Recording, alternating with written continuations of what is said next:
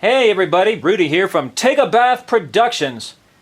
We're going to work on this carburetor today. This mower has supposedly been sitting for a couple of years, so we're going to check it out. This is the Briggs and Stratton with the square air box. It's got the primer ball in the side. I think it's 6.5, 6 3/4, and 7 use the same thing. And this one is a 6.5. Alright, so let's get started. This is 5/16. And the air filter is shot. So now you want to take the air box off, and there's 3 bolts. 1, 2, 3. They're 5/16. If you can, be kind of careful taking it off to try to not tear the gasket between the air box and the carburetor. If that gasket doesn't get back right, this primer ball won't work, and then you'll never get it started because it won't prime.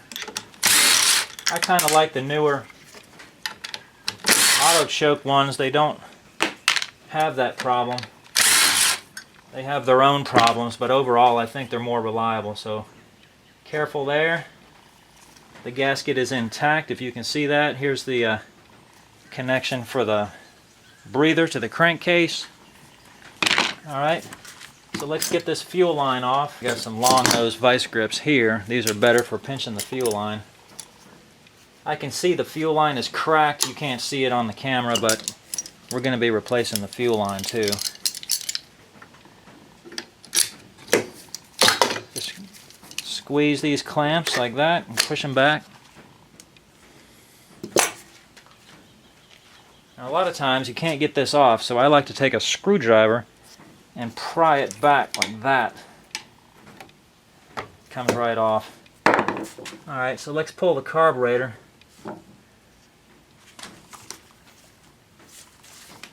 3/8 bolts up in there. There's 2 of them. I don't know if you can see it on the camera, but there's one there and there's one over here.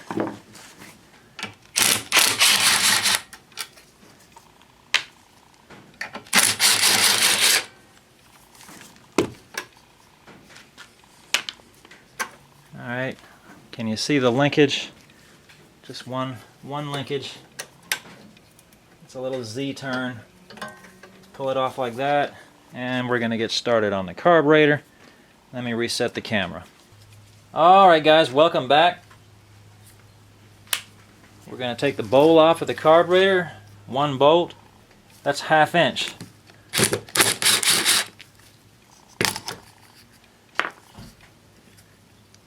This one's coming off pretty easy, but if it doesn't come off, take a thin tool like that and try to work it in there like so and pry it off that way.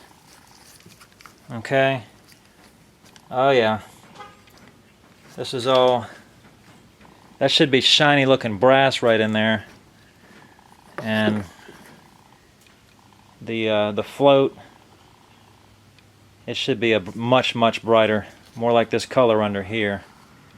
So ideally this carburetor is junk and you should replace it, but we're working on this on a cheap budget, real cheap, like free.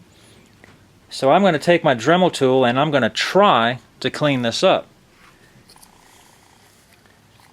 because that's what this video is all about, how to do this for virtually no money.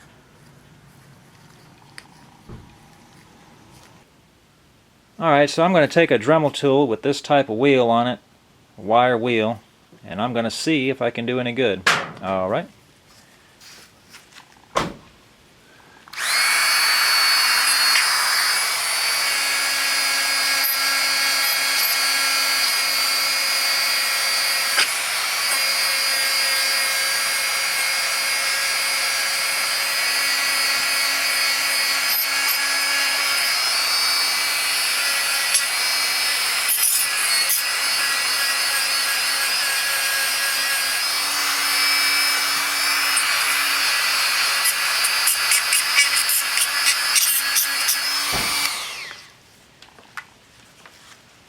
Yeah, it's doing a little bit.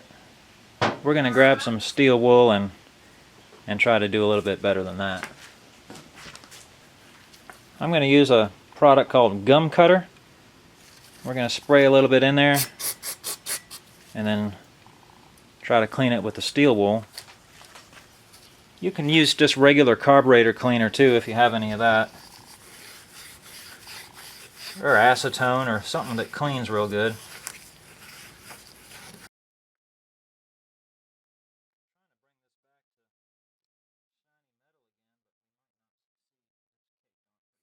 That steel wool is not working that well, so I'm going to grab some fine grit sandpaper and try that. I've got some 220 sandpaper here. Let's see how that fares.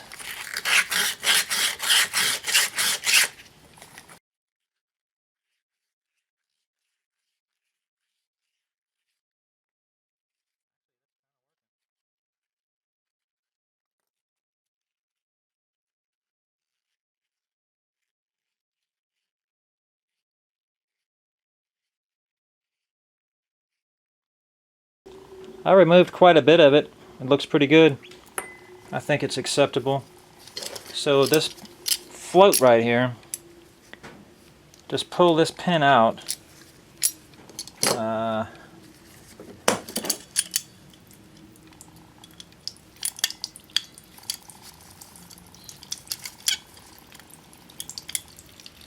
Right there.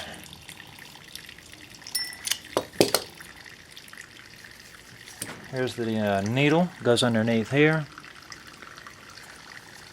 And if you do blow this thing out with an air compressor, there's a little rubber seat. Let's see if I can hold it still. There's a little rubber seat down in here that mates with that needle. And if you blow from here, you're going to blow that seat out and you're never going to see it again. So if you're going to blow, always blow this way, not this way. Okay? Actually, I am going to clean this up. Basically, I'm just going to take the gum cutter and go through any of these little holes, and then I'll come back and steel wool off the rest of this stuff in here. Okay? Alright, I took it outside and blew it out.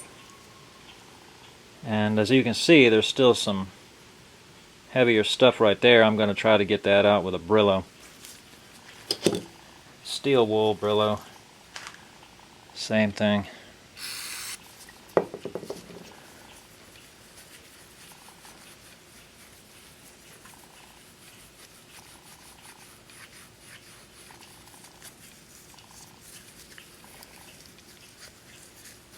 Like I said, normally this would be a good candidate to replace the carburetor, because this one is actually worse than normal. But I've actually brought back ones that are worse than this one with the same method. You just got to be patient with it.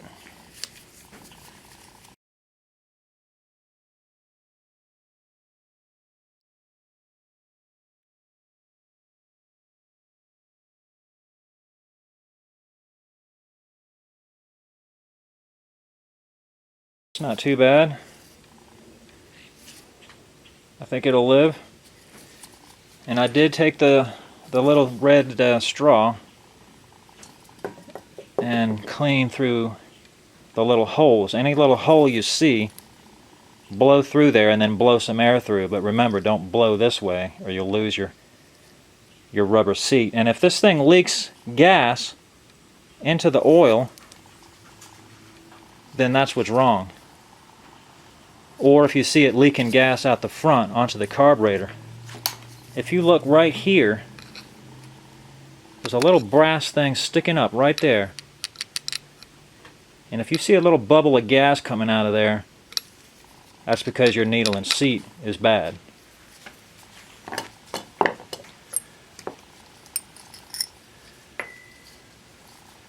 So we'll just take the needle and kind of clean the end of it off. About all you got to do to that.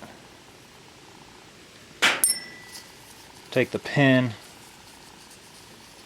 clean that too.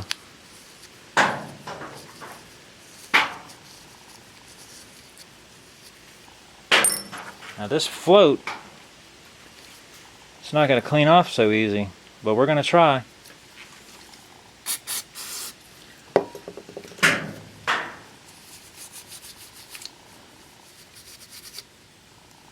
Let's try this sandpaper.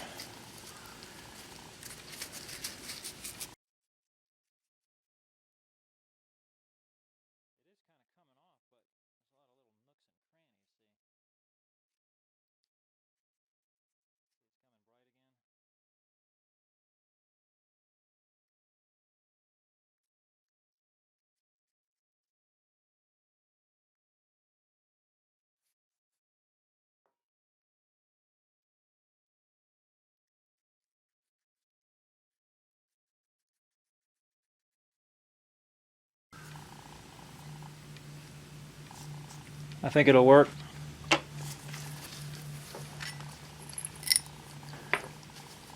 Like I said, this is not your typical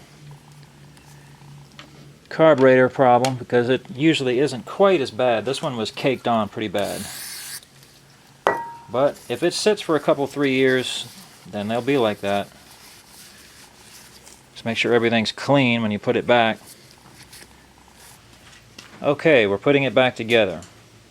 Here's your float. There's a groove on the bottom right here. That part of the needle, well, can you see it? It's hard to see, it won't focus.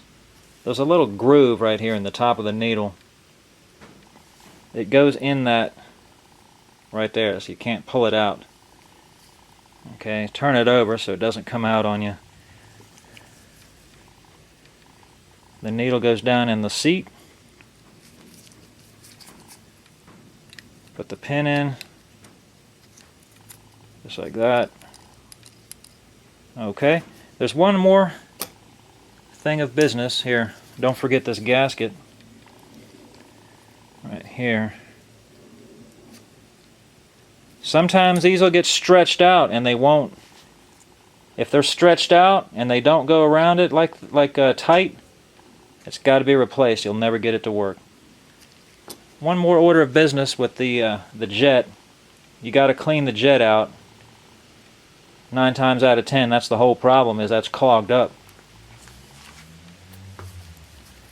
I have a little torch cleaning kit like this with different size wires on there. If you don't have this or access to it, a thin piece of wire will work. Just kind of run the little wires through the holes, like so.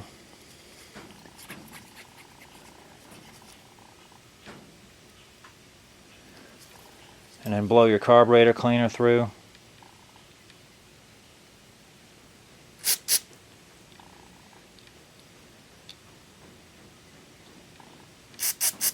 Just like that.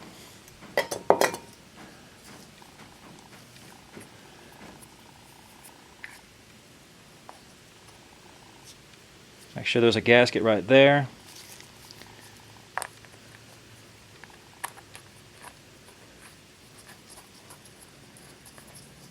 And that's it. I think it's going to live. 1/2 inch. Don't got to be real tight, just snug. Now we're going to replace the fuel line. Best way to do the fuel line, take a longer hose, hold the old one right next to the new piece and just cut it off the same size. And then take the clamps and transfer them over.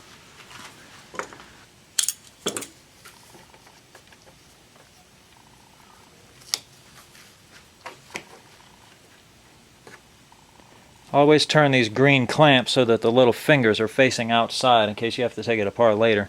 Be easy to get to.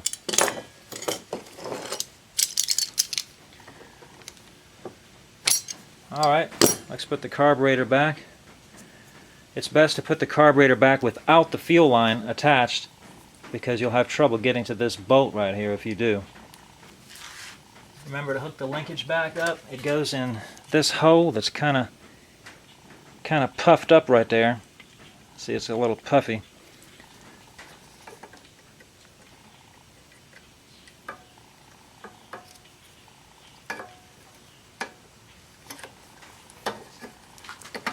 Always get the bolt hand started if you can, so you don't wind up stripping it.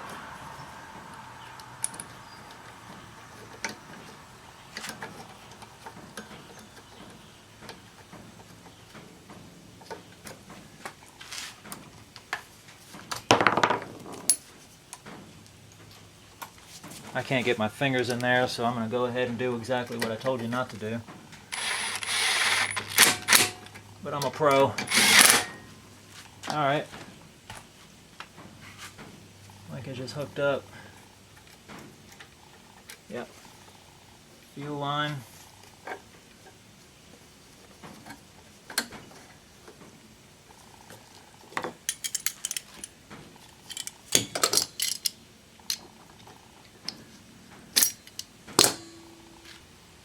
We're going to try to put this gasket back and see if the primer will work, and I'll show you how to tell that in a minute.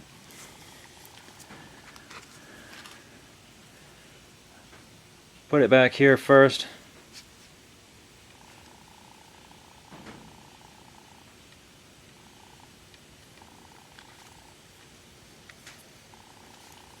There's 3 little tabs that stick up right there. Just push those on so it'll stay.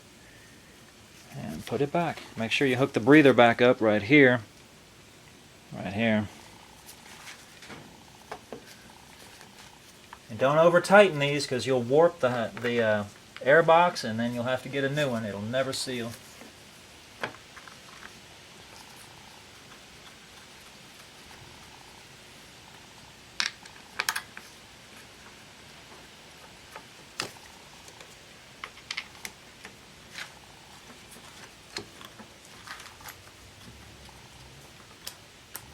Remember, that's 5/16. Don't over tighten it. Alright, let's put some gas in it and I'll see if it's pumping. Alright, I don't know if you remember the little brass thing. You're not going to be able to see it on the camera because this is going to block it right here. Look in here. Remember the little brass thing I said was sticking up, and if you see a bubble of gas there, then that means your needle and seat is bad. Look at that while you're pushing the primer ball, and you can see if it's pumping or not.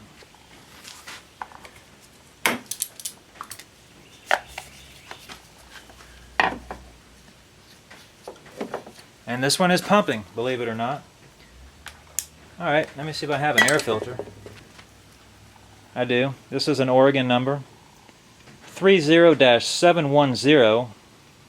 Or if you want the OEM number, it's 491588. Okay?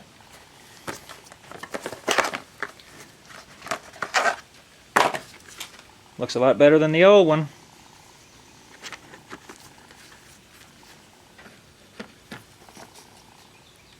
Again, that's 5/16. And that's it. We're going to take it for a little test real quick and see if it runs. Alright guys, welcome back. We're going to give it a prime and see what happens. Uh-oh.